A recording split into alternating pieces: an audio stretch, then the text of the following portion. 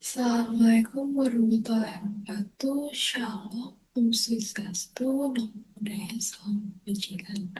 Sebelumnya izin perkenalkan diri. Perkenalkan nama saya Nukras Pulso dengan NIM 251112019 dari Fakultas Kedokteran Gigi Universitas Kodrat Angkatan 5. Pada video kali ini saya akan menjelaskan mengenai sistem reproduksi pada pria dengan dosen pembimbing Dr. Oski Liandri, Minister Kesehatan.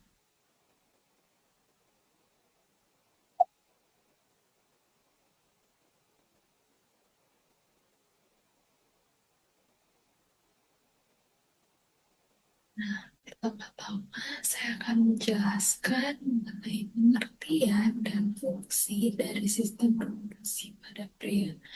Nah, sistem reproduksi pada pria adalah merupakan kumpulan organ yang berfungsi untuk menghasilkan dan mengantarkan sel sperma untuk proses pembuahan, dan organ-organ ini bekerja sama dalam proses sperma menyimpan serta menyebarkannya ke sistem reproduksi wanita agar proses reproduksi dapat berlangsung.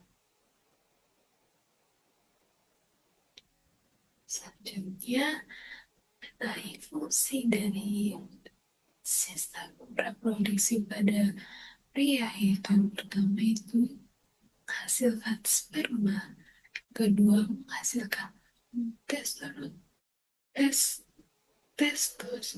testosteron, yang ketiga menyalurkan sperma untuk bahan, yang keempat itu mendukung proses ejakulasi, yang kelima itu membantu pembentukan ciri-ciri dalam sperma. Selanjutnya yaitu saya akan menjelaskan organ reproduksi eksternal yang terdiri dari beberapa bagian. Yang pertama ada penis, bisa dilihat dalam gambar. Yang kedua ada epididymis, bisa dilihat pada gambar. Yang ketiga ada testis, bisa dilihat pada gambar. Dan yang keempat adalah sperma, bisa dilihat pada gambar. Baik, selanjutnya saya akan menjelaskan mengenai penis.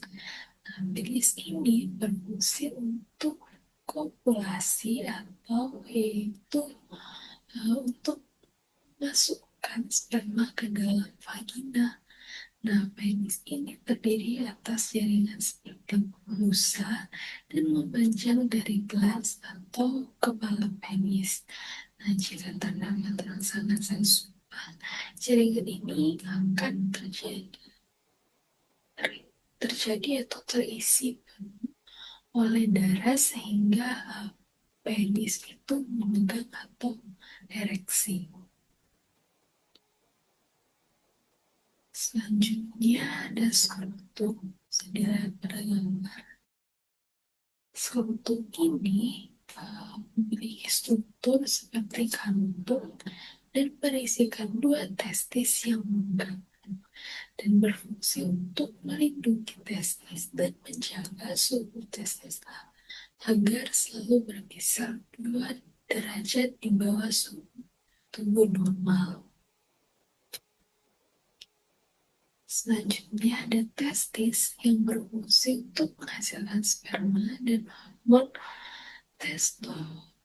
testosteron, yang dimana testis ini berjumlah sepasang berbentuk bulat telur seperti bulat telur, dan terdapat saluran-saluran yang sangat kecil dan yang disebut dengan tubulus seminiferus.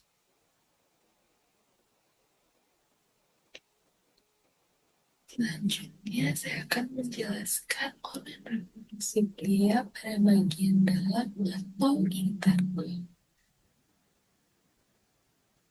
Yang pertama itu ada first difference, di mana first difference ini terdiri dari suatu, yaitu adalah seperti saluran panjang atau tipis dan berotot yang memanjang dari epididymis hingga bergabung ke ductus ejaculatorius.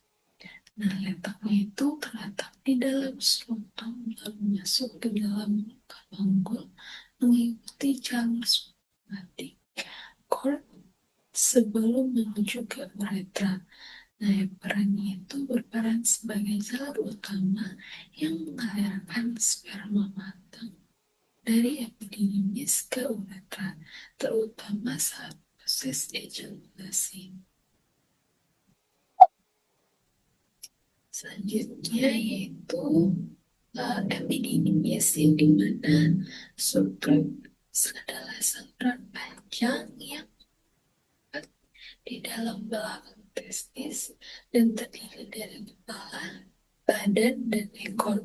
Letaknya itu terletak menempel pada permukaan posterior testis dan menjadi penghubung langsung antara testis dan pars deferens, dan berperan sebagai tempat pematangan, penyimpanan sementara, dan penguatan sperma sebelum diteruskan ke pars deferens.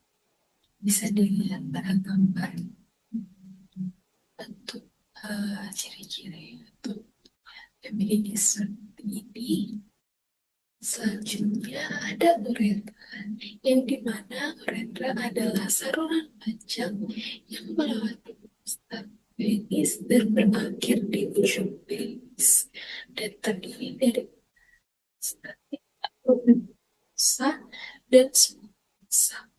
Dan letak itu terletak dari mulai dari dasar kandung kemih melewati kelenjar prostat, kemudian masuk ke dalam penis hingga meatus ureter eksternal, dan berperan sebagai jalur keluarnya sperma saat ejakulasi sekaligus menjadi saluran pembuangan urin dari kandung kemih atau dua fungsi yang berbeda.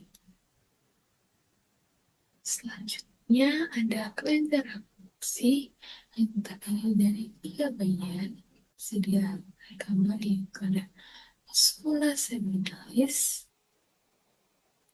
kelenjar prostat, dan ada yang namanya kelenjar koper atau bol uretra. Nah, saya akan menjelaskan mengenai kelenjar reproduksi ini. Yang pertama dahulu, vesicula seminalis, yang berfungsi sebagai persediaan makanan bagi sperma untuk bergerak. Yang kedua ada kelenjar prostat, yang merupakan kelenjar penghasil cairan yang encer seperti susu. Dan ada yang ketiga adalah kelenjar koper, yang menghasilkan cairan yang bening dan berlendir serta berfungsi untuk menetralkan uretra dari sisa-sisa urin. Jadi kesimpulan dari mengenai sistem reproduksi pada pria ini adalah sistem reproduksi pria terdiri dari organ-organ yang bekerja untuk menghasilkan, mematangkan, dan menyalurkan sperma serta menghasilkan testosteron yang mendukung fungsi reproduksi dan ciri-ciri kelamin pria. Organ-organ ini berperan penting dalam proses pembuahan dan kelangsungan keturunan.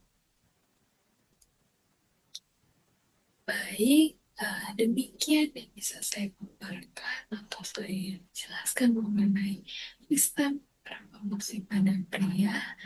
Mohon maaf apabila ada salah kata atau kekurangan dalam penyampaian materi. Sekian dan terima kasih.